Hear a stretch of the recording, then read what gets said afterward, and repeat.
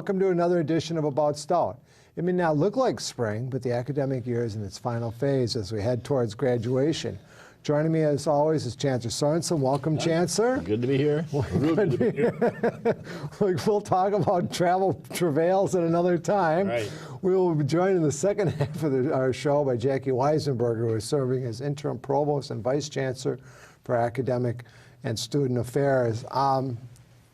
In thinking about what to talk about today, I mean, there really is one main issue. The governor in February proposed a budget and for 2013-15, and at least the higher education part of that budget is quite a big difference from what was proposed 2 years ago. Oh, well, I think that the good news is that he didn't cut the UW system, and so I think that's the best news we have right now is that.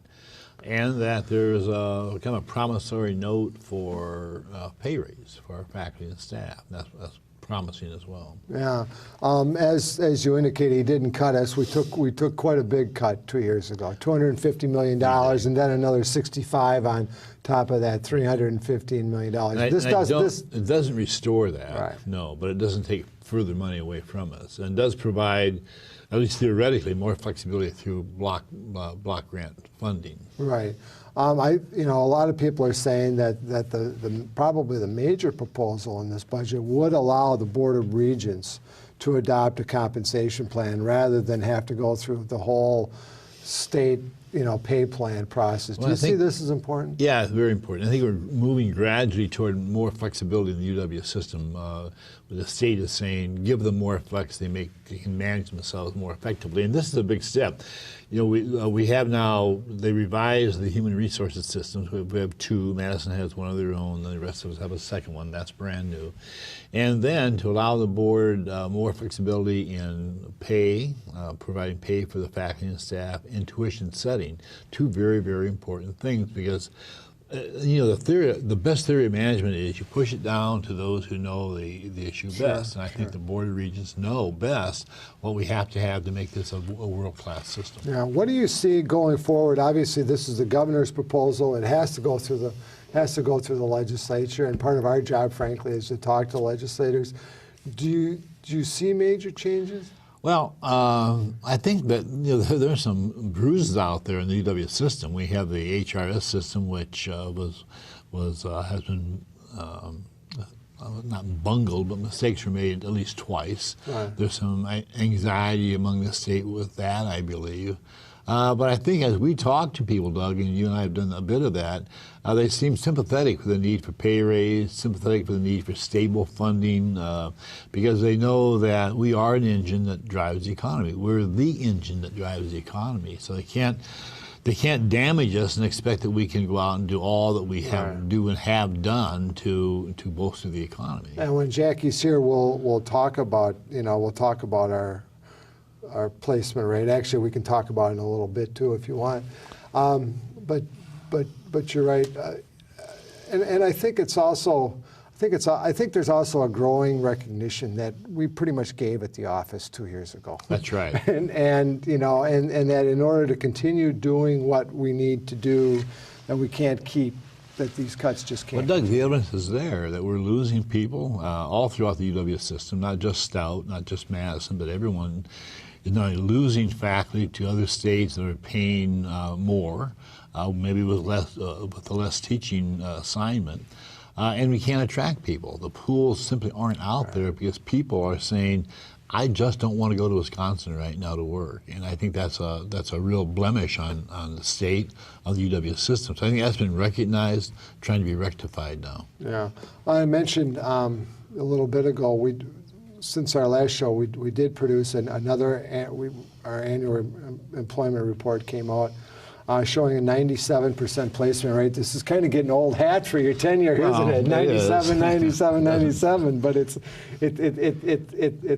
good repetition. Yeah, it's like California weather. It doesn't change very much. but we've been very consistent, and we have a very fine reputation out there among those who hire our grads.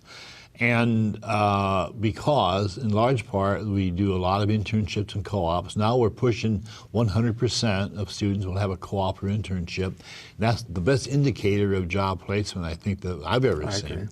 And we use advisory boards to have professionals tell us what we should or should not do in programs, or at least recommend. Right. And that's been very effective for us. Yeah.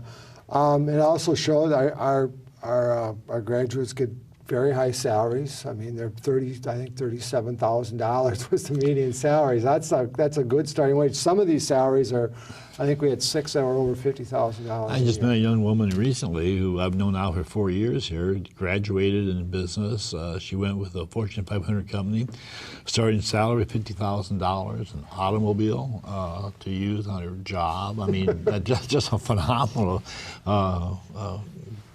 entry-level job for her. Yeah, and before the show we were talking, I was in California, I was at a university, and they were bragging about their 81%. Right, They're 81%. And that's not too bad. No, it's not. It's not quite as good as 97%. I don't think you'd like 81%. No, we would not like that either. That's right. What sets us apart, do you think, Chance? Okay, so we have 97. The other. I think a very applied philosophy. That we believe that education is not. It is theoretical, obviously. So you have to study theory, but you have to put that into practice, and we've done a great job of that over the years. I mean, preceding me, we're doing a good job of that. We hire people that believe that you have to have some hands-on experience. You have to have practicality. You have to have lab experiences. You have to get out in the field to see what you have to know. We've done a very good job about that, very consistent job, and we tout that, and people are looking at that much more, I think, seriously now than they did before. Yeah. Do you also think, I talked to a legislator yesterday, and was one of the points we made, that even before, when we're deciding what we're going to offer as far as new programs go, or programs, that we make sure that there's a market demand for them before we even go that step of asking the Board of Regents to approve. If you look at our program array, we only have 44 undergraduate programs. And to go to a school that is only 6,000, they'll have probably 70 programs. So we try to offer fewer programs, make them very high quality, make sure they relate somehow to the private sector, and then that promotes who we are. And we're not afraid to, if a program just isn't meeting that criteria, even though we've offered it. Downsize it or get rid of it, right. Which I don't think happens in some other institutions where there's always sort of that institutional. That's right. No, we can't get rid of X because it's always been there. So. Yeah. You talked before about practicality and hands-on. I think, and you've toured this a couple of times now, we have a new laboratory on campus that really excels in that area. Fab Lab, short for Fabrication Laboratory. This really is something remarkable for UW Stout. Well, if you look at it, this is going to be the future of at least initial prototyping for manufacturing, that you can actually make a product. You can make this cup, one example of this cup, to see if you want to produce it on a mass scale or not. You can do that. You can do it in this room with only $3,000 or $4,000 worth of equipment. Ours is worth about $500,000. Right. That's upscale, but you simply can scan an object, punch in the numbers into a software package, and you have a 3D printer that will very carefully layer the material and print the product. It's phenomenal. I've never seen anything like it. I think we should also mention this is part of a network that was put together by Massachusetts Institute. I want to say we're an associate of MIT. That's not bad to be an associate of MIT. Oh, we're both Polytechnic universities. Exactly. They were here for our grand opening. It's called the Center for Bits and Atoms. Right. And they want us to be one of the interfaces between the 4-year schools and the 2-year schools and high schools. They want a university like ours to play a major role in this. And that's a real compliment to UW South. And one more thing, we were recognized by our special programs by the Daily Beast. Now, that's a left-of-center publication. I'll admit that. But they're good. Right. And they recognize our program in packaging as one of the most best-kept secrets in the country. Right. And so I think we're being recognized more and more and more for the unique applied programs that we have. outside of our area nationally and The daily beast is New York City. Internationally. Obviously, this Fab Lab is administered by our Discovery Center, something that you helped establish going on 3-4 years ago now. Obviously, it's a big success. Oh, very much. And I think the very name Discovery means that we're trying to be on the edge of where we should be for product design and production. Yeah. A couple other things that have happened since our last show. We've just launched a really big campus-wide recycling and composting effort, something I know that you feel very strongly about. We signed the President's commitment to sustainability. This is something that really isn't happening on a lot of other campuses where we really are encouraging people to use recycling and composting all over campus rather than just in certain areas. That's a remarkable, I think, development because suddenly this came from the student body. It didn't come from the administration, didn't come from the faculty, it came from the student body. They initiated it, they have pursued it, we have supported that, and it's really quite remarkable, I think. It's already having an effect. I mean, we're part of the Recyclomania, and we're already showing, and I mean, I think this is just part of what we're also doing in other areas. We have the sustainable management degree that we offer now. We're looking at the MS. You know, Doug, I think going back to why are we recognized as being a good school with a high placement rate, we have very mature students here. They took this issue on themselves, sustainability, recycling, and came to us and said, how do you support us in this effort? So we have very mature students who are very focused, very serious, and they really get the job done. Yeah. It was also, since our last show, we've lost your predecessor, Chancellor Swanson. I know you wanted to say a couple words. You know, Bob was a remarkable man. He came here as a freshman and left as a chancellor. And I got to know Bob rather well because he passed away only recently. And he really was a person that understood the philosophy of James Huff Stout, I think, the philosophy of applied learning. He was an inventor. He created a plastic molding machine in his life. I think, held every job from professor through chancellor, all the way through. A remarkable man who was talented, who was humble, who knew everybody, was gracious, and I was lucky to follow him because he had built the platform for what we have done here, and he was just, I think, one of the real finest men I've ever met. And you led the effort to rename the library after him. That's what we did, yes.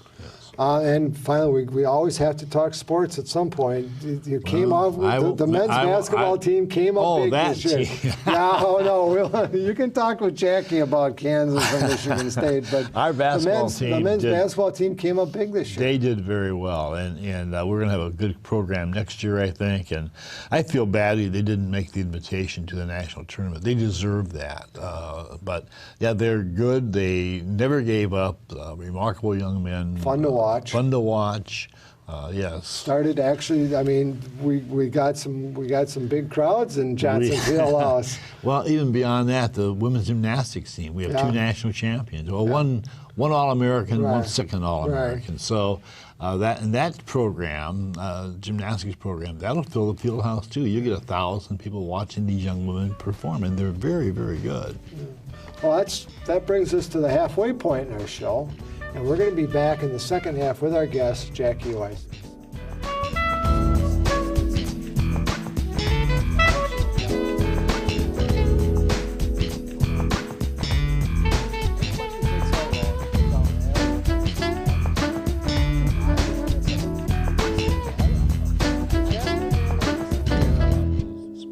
We are pleased to be joined by Jackie Weisenberger, who has served as interim provost and vice chancellor for academic and student affairs since the beginning of the year. And yes, she is a Kansas fan. Welcome, as the chancellor was indicating. Welcome, Jackie, and we can discuss sports a little bit later if there is time. I'm not exactly sure that there will be, but if there is time. Jackie, you're obviously, as I indicated earlier, new to this particular position, new to the provost job since the beginning of the year, but you're not new to UW Stout. You want to talk a little bit about your career here? Yeah, I arrived at Stout in 1996, so I've been here a little over, 15, 16 years.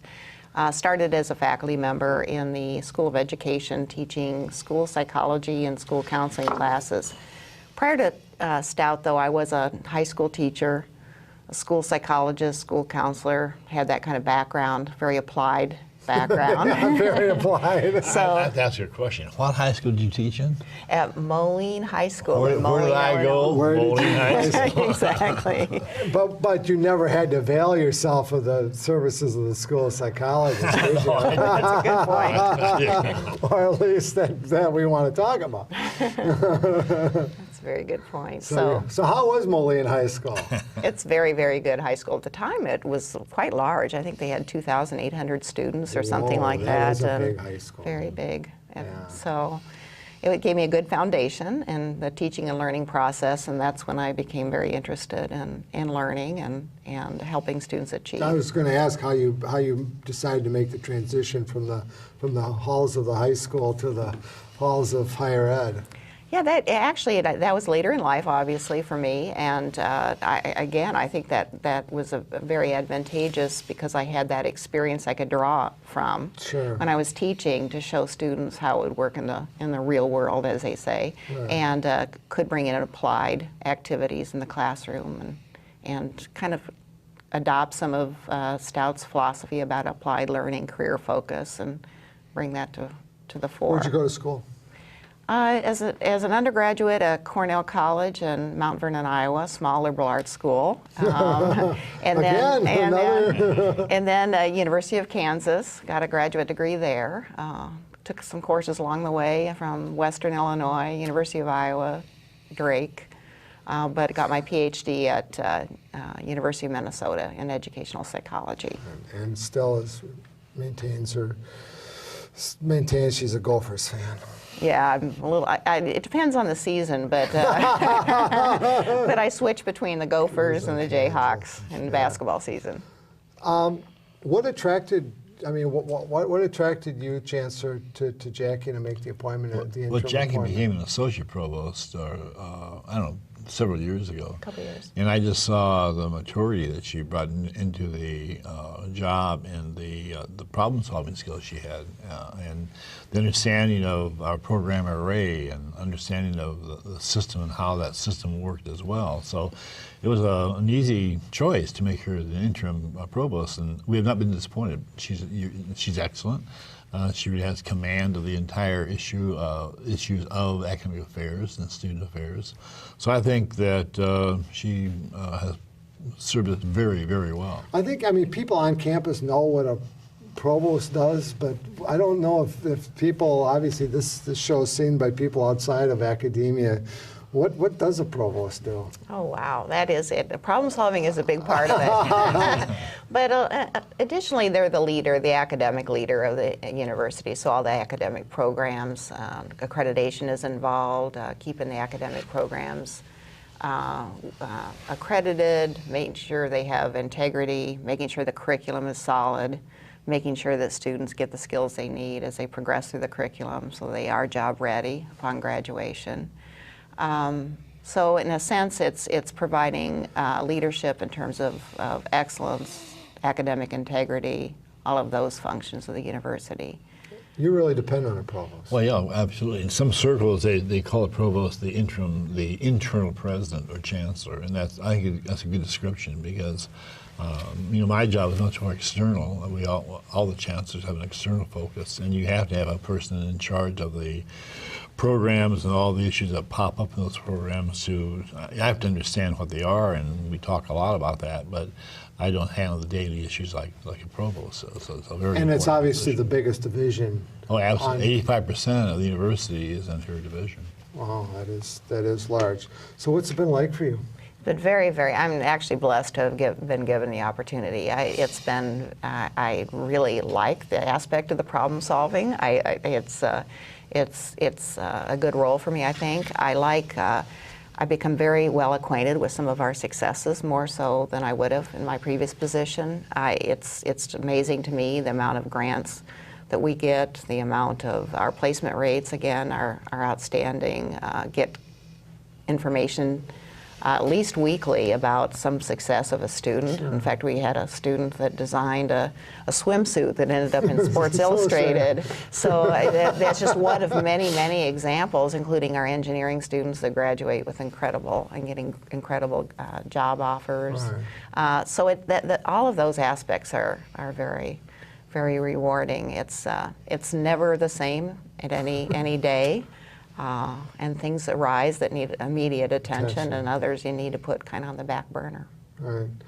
One of the issues that you have been involved in, which I really want to talk about because I do think it's innovative, is and something the Chancellor's been involved in a couple of years now, is our drive towards e-textbooks. To basically, move from the traditional heavy 3-inch thick, chemistry textbook to an electronic version. You want to talk a little bit about that? Yeah, this has been very exciting for me to be involved in this as well. As you know, one of Stout's monikers is inspiring innovation, and this falls directly in line with that, with our laptop environment. We started a pilot program of e-textbooks last fall. And many of our faculty chose to use e-textbooks in their classrooms, and then we surveyed students, we surveyed faculty, we did the best we could with making sure they had a very good product. And generally, everyone's very, very excited about this. You can do things with e-textbooks you can't necessarily do with a hardcover book. For instance, you can enlarge the text if you have trouble seeing, if you are limited vision.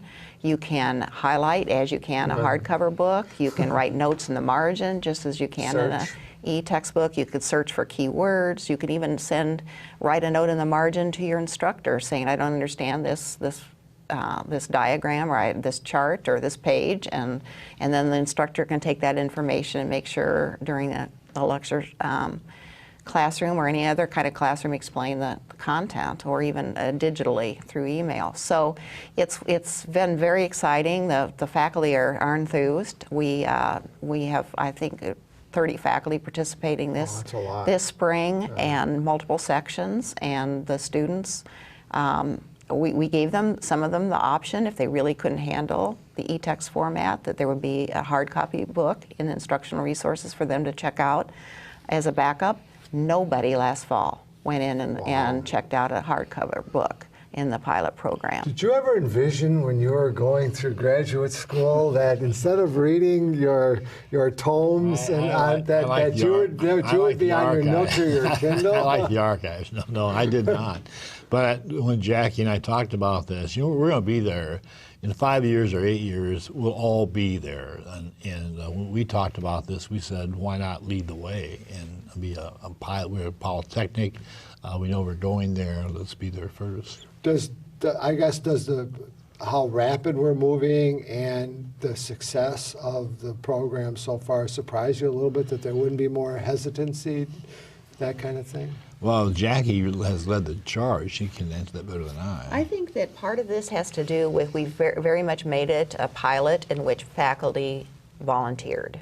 Okay. And I think that process alone, it wasn't being forced or imposed on anyone. And what's happened is the faculty that have tried it out are enthusiastic enough that they are talking to the other faculty, and then the other faculty are getting on board as well. So I think it's been I think we've been a little bit strategic in that, not saying this is what we're going to do and you'll do it by whenever, by this deadline, but instead let's invite people in, let's make sure we educate them on what the uses of the e-textbook, what it can and can't do, what ways to serve the faculty better, and then again, making sure that we get student input. And I think it's also important for people to know we've always took steps to ensure that textbooks or technology or whatever are affordable. I mean, we don't make people buy their textbooks. We basically rent them out for almost a nominal, as someone with a kid in college, I can say almost a nominal fee, really. Right, and actually we've had a rental textbook program for over 100 years, which is really kind of amazing if you look at other institutions. And some are just getting into the rental market now. That has served us well for a lot of years. Now that we have increasing numbers of distance education students, we're finding it increasingly difficult to mail boxes of books to our Sort of students. hard when we have soldiers in Afghanistan or Iraq to actually get them to touch It's arcade, let's face it. So we had to get out of that business, and we are. Yeah. And she's done a marvelous job leading that effort. Yeah. One of the other efforts that you've been involved in is, and this may sound a little arcane, but really it's important, is our new general education curriculum. You want to talk a little bit about that, which will start actually this coming fall?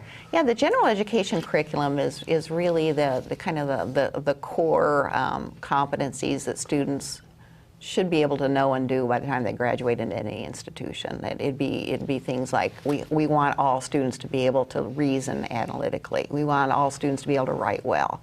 We want students to be able to have a historical perspective. We want students to be able to think critically. Some of those general principles are important across all universities.